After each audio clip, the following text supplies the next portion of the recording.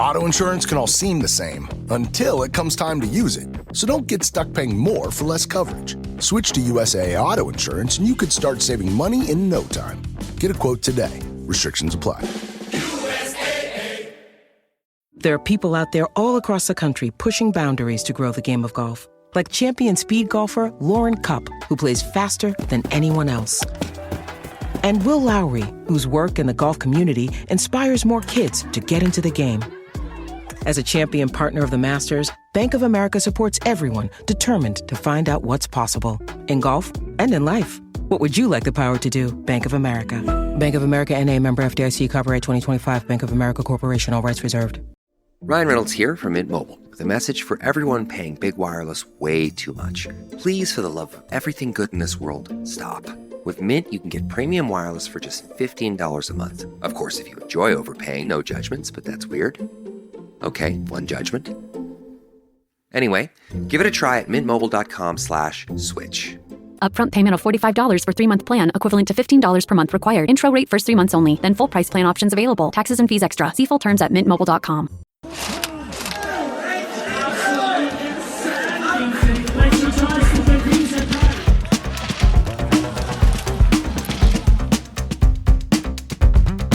Snowboarding arrived in the Olympics in 1998 in Nagano and at the Paralympics in Sochi in 2014.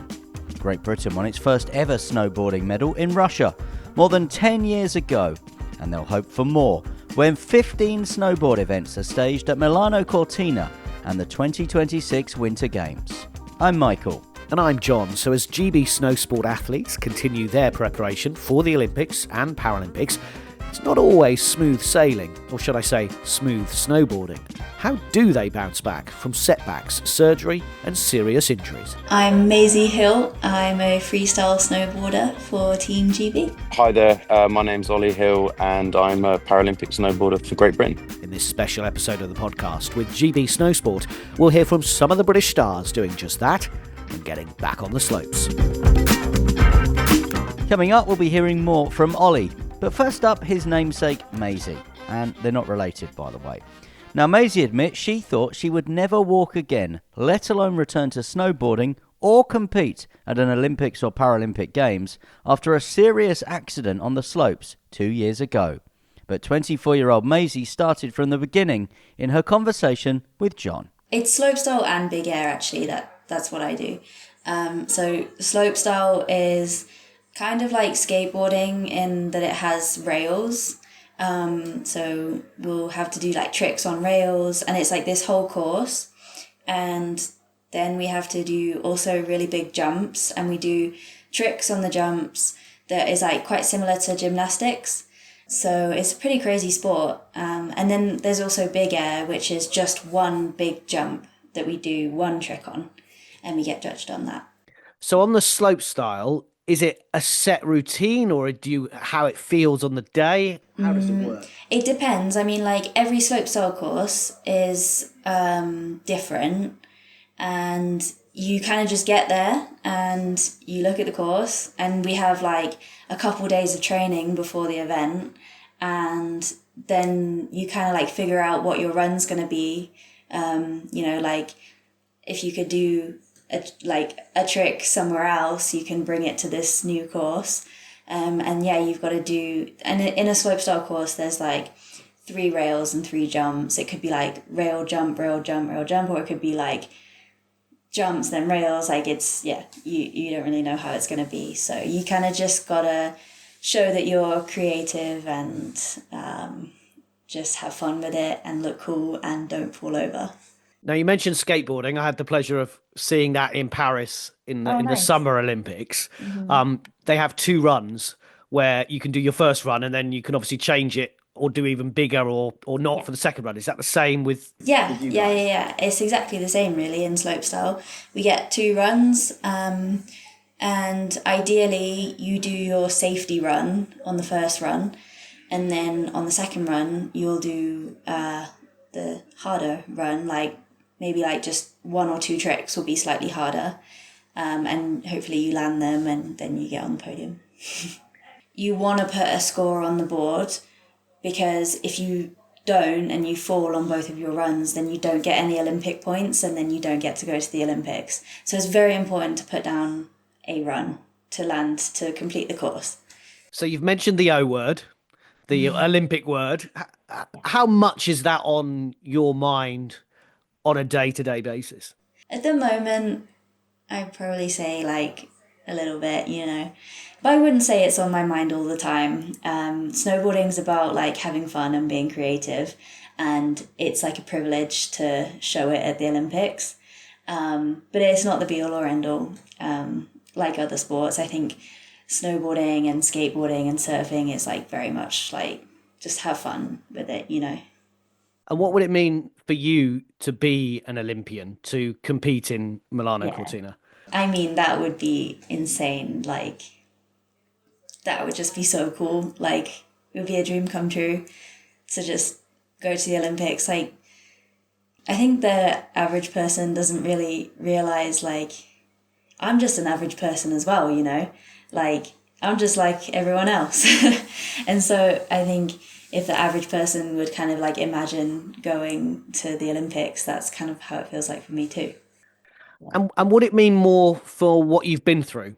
So with the injuries and the fact that you were literally sitting out for, 9 months, etc. Yeah, I don't know, I can't speak for other people, but I definitely appreciate it a lot. I'm like very grateful for being here. There was like a moment where I thought that I wouldn't even be able to walk again. So like the fact that I'm potentially going to the Olympics, like that's pretty crazy. Like life is amazing. If you don't mind telling us what happened with your injury. Yeah, it was just, we were at a World Cup and I was pretty tired and it was like the end of the training day. I don't know, I was just like kind of doing like another run, just kind of like for the sake of it. And I wasn't thinking, and I slipped off a rail and I crashed really hard and really fast into an ice wall. And it was almost like a car crash or like a motorcycle accident. And I broke my pelvis in half, I broke my spine, I broke my ribs, lacerated my liver, punctured a lung and broke a tooth and got a brain bleed. So it's a lot of things. And yeah, I was in a lot of pain, obviously. Then I got helicoptered to the hospital. I don't know, I thought like my life was over kind of thing, because when the doctor told me everything that I'd done, all of my injuries, I was like, oh, okay, like this is it, like this is it. And that was like really, really hard for me.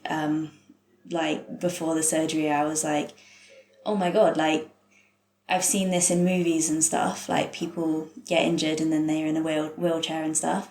And I'm like, oh my God, it's happening to me now.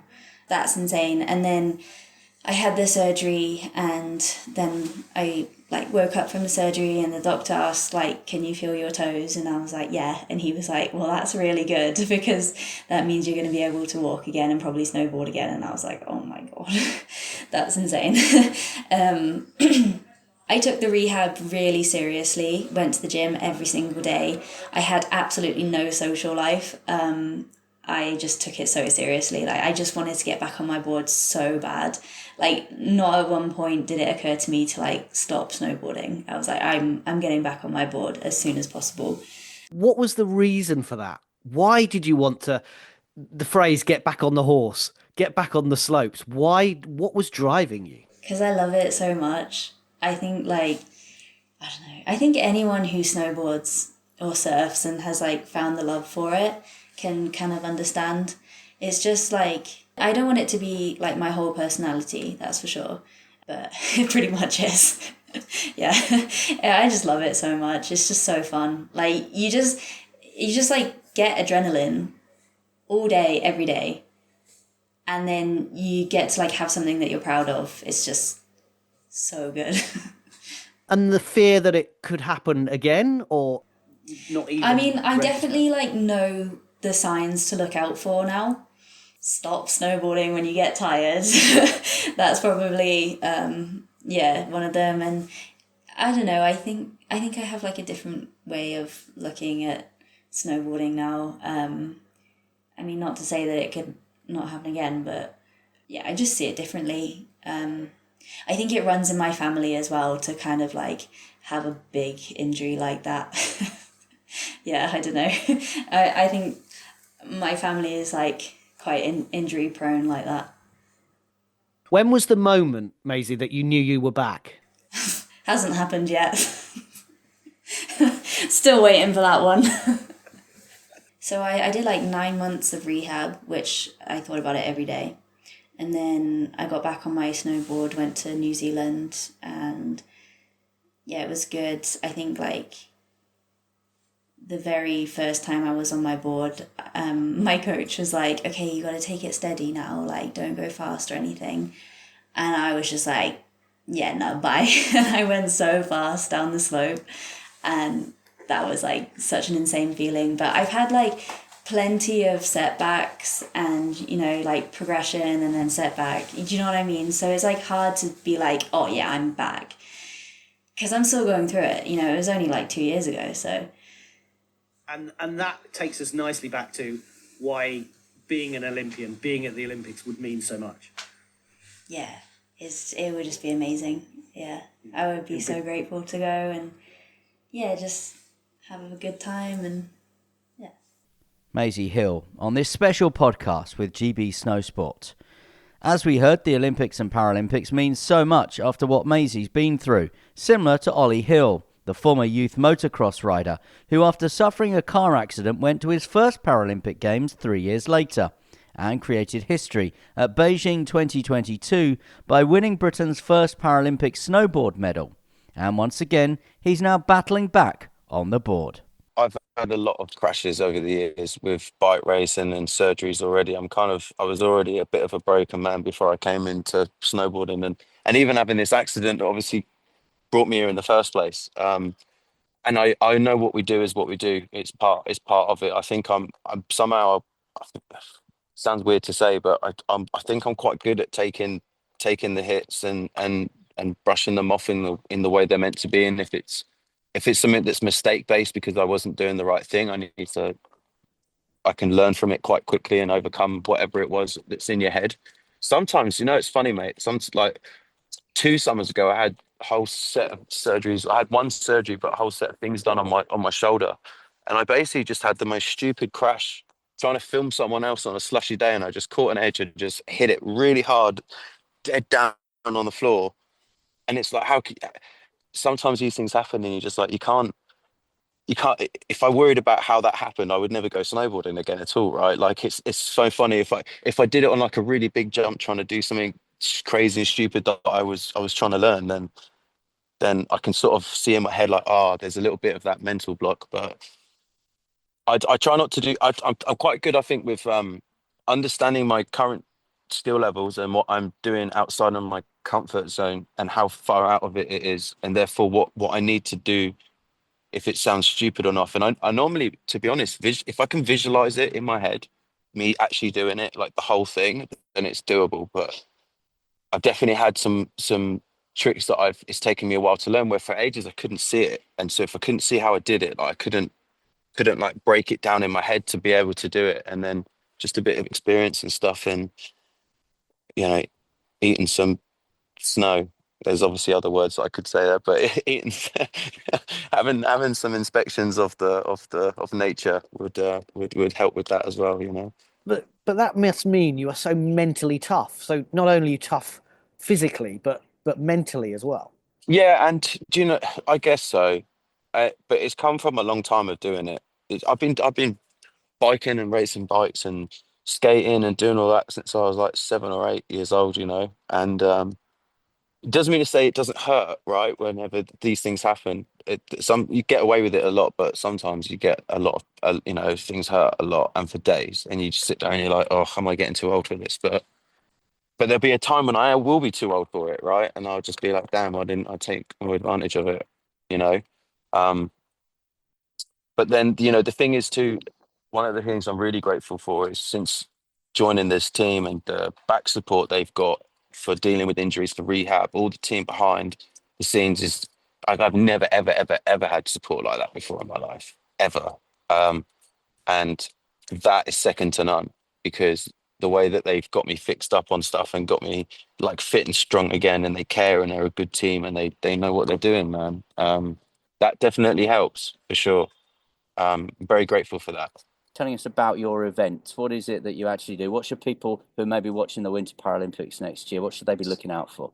Okay, so in snowboarding and Paralympic snowboarding, I guess the easiest way to describe it is it's more of a racing format than like a freestyle format, what I guess people are traditionally used to seeing. So we focus on two events. One of them is called border cross racing, and then we do another event called bank slalom, which is, I describe it very similar to how you would see traditional ski slalom and how the event format is run. So it's a time trial, fastest person wins. You go down a set course, and in our format currently, you would have two runs. Everyone gets a sort of second chance, if you like, and fastest person wins. The border cross is a slightly different format. It's a bit similar to, if people don't watch the winter games as much, in the summer games you have like BMX racing, right, and the BMX full cross. So it's literally a match for match format. We race in heats of four.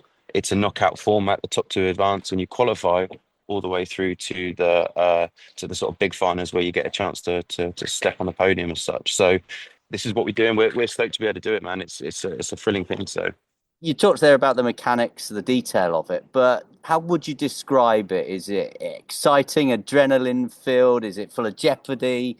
So I come from motorbike racing. So for me, I come from doing motocross and then superbike sort of racing. So I love the thrill of getting in the mix and racing with other people and having the whole dynamic of having to, have racecraft as such, and where everyone has strengths and weaknesses. If you kind of, as we go to different courses and things, there's a lot of different skills and things that you can take advantage of, where a bank slalom event is a time trial event, so it's more like you against the clock. The main difference there is that it's completely down to you and up to you to make your own mistakes, sort of thing. And I think a lot more of that can be in your head. For example, you get a few days training on the circuit, you could be doing perfect sort of training runs, if you like. Coaches could be as happy as they could ever be, right? And then you get to your race runs and you can make one mistake. That could be down to a bit of mental instability, a bit of nerves, whatever, or could just be down to making a genuine mistake. Autocross, obviously, where you're racing with other people, there's a lot more at stake that's not in your control. You could have someone crash next to you, crash in front of you, and take you out, and so you've got to be a lot more alert. And I guess it's a bit more of an adrenaline filled discipline that we do. I like that one. I do.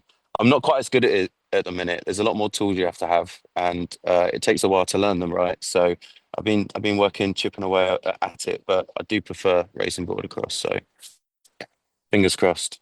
So, Ollie, you became the first ever British Paralympian to win a snowboard medal in Beijing. So, which one was that? It was in bank slalom of all things. I had a very good day. There was a lot of other people that were more than capable of winning and or getting on the podium, and I had a very good day that day. And seeing the course, it was a course that was well suited to me, and I just happened to be able to take advantage of it on that day. And I somehow became the first Paralympian for Great Britain to win a medal, right? So hopefully we can do one better in the future, but we'll see what happens on the day. It's a tough field still at the minute. I mean, what does it mean to you? Obviously, we're less than a year away to the next Winter Paralympics now, but what does it mean to you to be part of that team, to be part of Paralympics GB, to represent your country? Because that's a big grown-up thing. That's an establishment thing, isn't it? You have to follow the rules a little bit when you go to these things. And background, from chatting to you, you're not necessarily one to follow them, shall we say? Yeah, I know what you mean. I know what you mean. I guess I'm a bit free spirit, I guess, but it's funny because the first time around, I wanted to go there and enjoy the experience, and there was no expectation from anyone for me to do well, right? Because I was a newcomer on the team, and etc. etc. And as I say, I happened to have a good day after a lot of hard work from a lot of people to get me there. And this time around, there's going to be an expectation for me to do well, and I've done well since in events and stuff. But like I say, racing is racing, and there's a lot of factors that I think are different to other sports where they would probably be a lot more personal hiccups on the day. I'm feeling good. I'm going to go into this summer for the first time in 2 years without a major operation and without, 6 months worth of rehab. And so I feel like I've been chasing my tail a little bit the last couple of years with trying to be where I think I should be, and getting even just consistent training in and fighting obviously issues that are post surgeries that come up, has been tough, very tough. For you to continue to be up in the mix and then try and fight to be the best, you've got to put that time and that work in, both on the board, off the board, because everyone else is, man, and they all want it. And there's some very hungry people out there that are very, very, very hungry, and they want it just as much as you. And so I'm looking forward to getting some good training in this summer, and even just doing things like running my bikes again and having a bit of, mental freedom, time off, de-stressing about some stuff like that would be nice. And I think we've done enough already from what we've been told to qualify for the games from this season's results, which was good. Managed to get at least a podium and a fourth, which is good at the minute. We've got some very good riders, man. Jesus Christ. They've got some good riders at the minute, and the game has stepped up massively since 4 years ago. And so it's going to be interesting. But mate, we've got every opportunity to do it. Just need to make it happen on the days when it counts, And not wanting this to sound like the start of like a GCSE exam question, but compare and contrast, if you like, how you feel when you're on your snowboard compared to how you felt when you were on two wheels of your motorbike. I've thought about this a lot. I miss riding my bikes. I miss riding my bikes a lot. And I feel I've done that for a very, very long time, for a lot of time. And I felt very at home on a bike. I felt like I could get on a bike, even not ridden it for a while, and give me like one day, and I could come back the next day to tracks and stuff, and I could do well.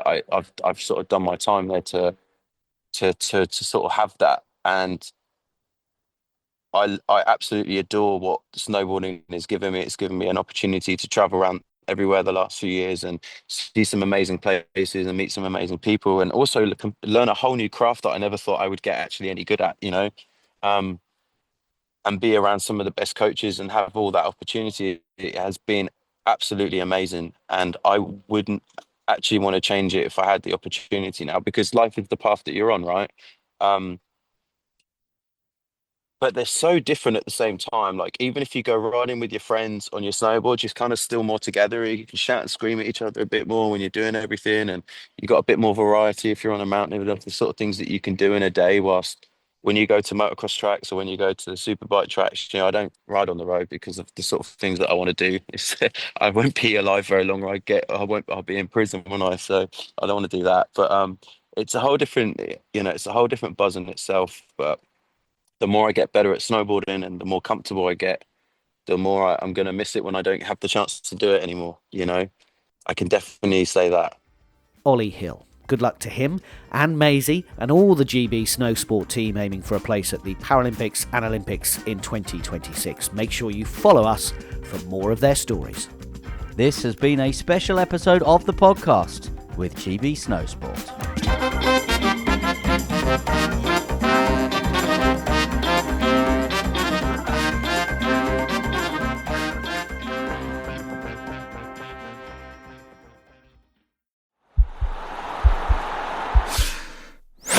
This podcast is part of the Sports Social Podcast Network.